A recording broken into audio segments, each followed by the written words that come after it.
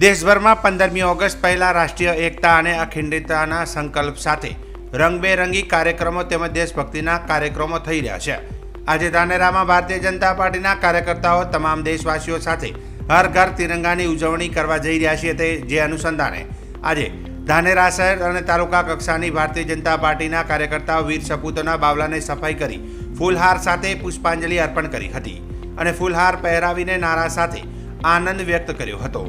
મહાત્મા ગાંધી, મહારાણા પ્રતાપ, શિવાજી મહારાજ, ઝાંસીની રાણી Lakshmibai, doctor Bhimrao Ambedkar, સ્વામી વિવેકાનંદજી, સરદાર વલ્લભભાઈ પટેલના સ્મારકોને પુષ્પાંજલિ અર્પણ કરવામાં આવી હતી। આ પ્રસંગે ધાનેરા શહેર પ્રમુખ તરુણભાઈ મોદી, મંત્રી જે.બી. રાજપૂત તથા રાજુભાઈ ત્રિવેદી તેમજ તાલુકાના પ્રમુખ પહાડસિંહભાઈ તથા મંત્રી બાબુભાઈ રાયગોર, કાંતિભાઈ ત્રિવેદી, અનિલભાઈ રાઠોડ, જબરસિંહ રાજપૂત, નરસિંહભાઈ રાજપૂત, મહેન્દ્રભાઈ ત્રિવેદી તેમજ મહિલા મોરચાના બહેનો, યુવા મોરચાના ભાઈઓ અને કાર્યકર્તાઓએ હાજરી આપી કાર્યક્રમને સફળ બનાવ્યો હતો।